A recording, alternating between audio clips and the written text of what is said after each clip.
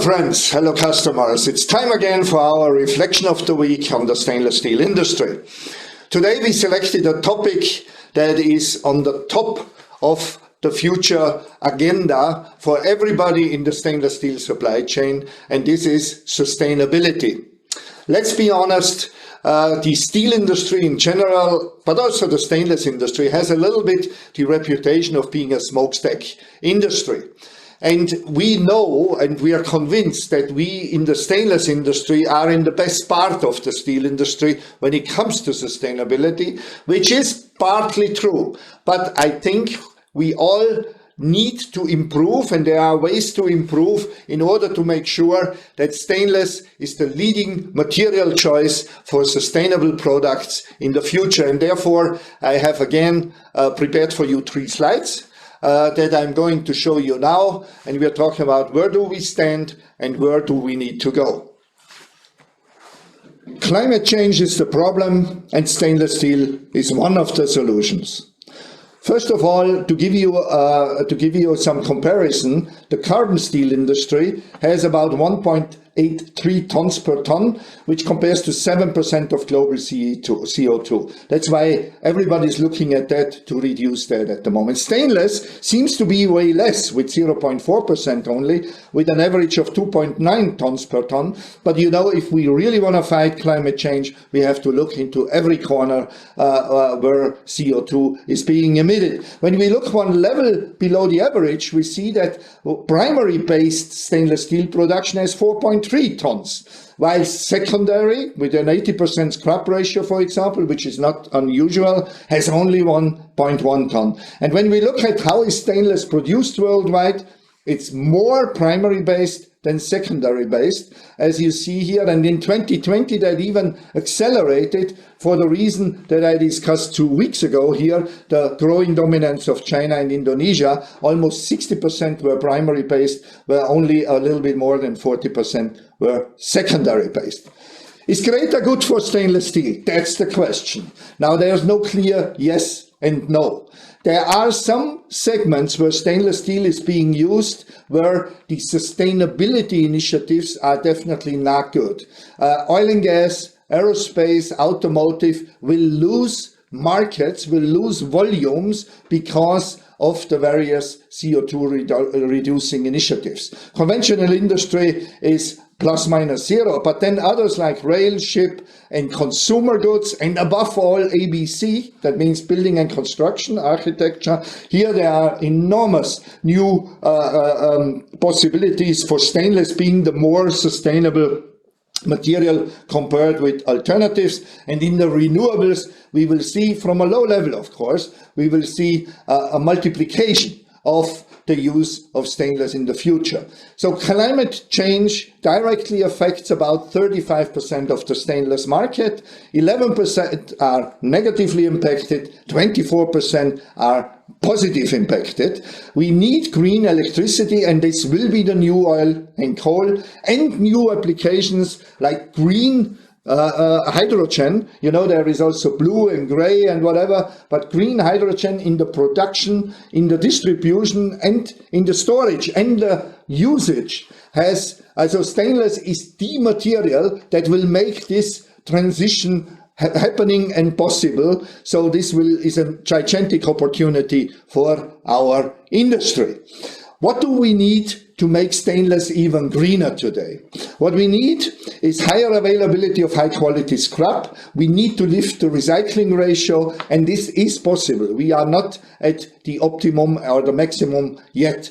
We need also, that's something probably new to some of you, new green ferrochrome, green ferronickel, green ferromolybdenum, like what they do in carbon steel, where they replace the blast furnace with direct reduction units to produce HBI and DRI with lower or no CO2 emissions at all. So these technologies probably still need to be developed, but I think it will be possible.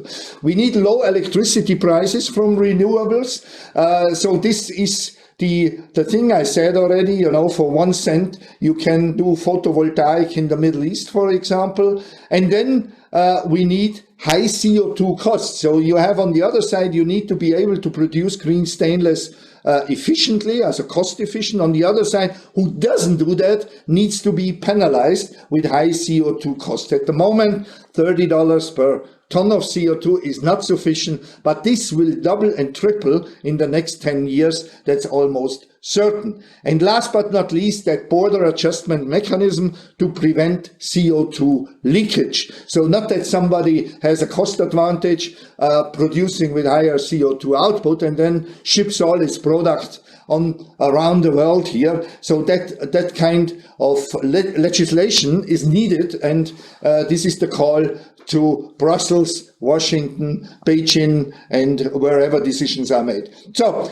in 2020, we stand at 2.9 tons per ton CO2 in stainless, and we think with the various measurements, it is realistic to get that down to only 1.9 ton of stainless steel in 2030. And this will make Greta happy again, and this will make sure that stainless stays at the forefront of the climate change fighting initiatives.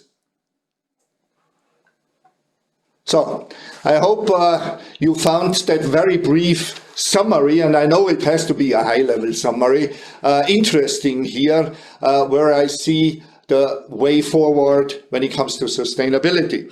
Now, I'm totally aware that it will cost enormous sums of money to do this, but the money is there. Just think about the Green Deal that the European Community has announced, where they earmarked 750 billion euros in order to transform the European industry to a greener industry. And some of that money has to go to the steel industry and some of that to the stainless steel industry to make us more sustainable in the future. And I know already, that's not something that the industry starts now. Institutions like ISSF or Team Stainless, they are working on this already in many categories, etc., with good results. But now the industry has to invest now here. The key is an industry that is suffering as it is right now. Will they have the funds? And here the government comes into play, and we hope that this will be the right frame will be provided from Washington, from Brussels, of course, and even from Shanghai.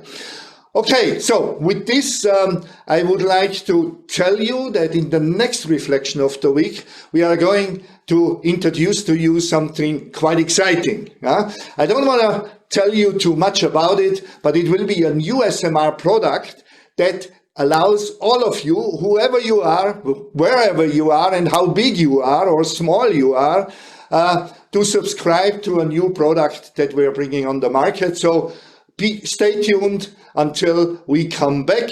And until then, if you agree with me or disagree with me, send me the feedback here. And thank you for watching again, being such a loyal group of followers, so to speak. And I see you in a good week from now. Thank you.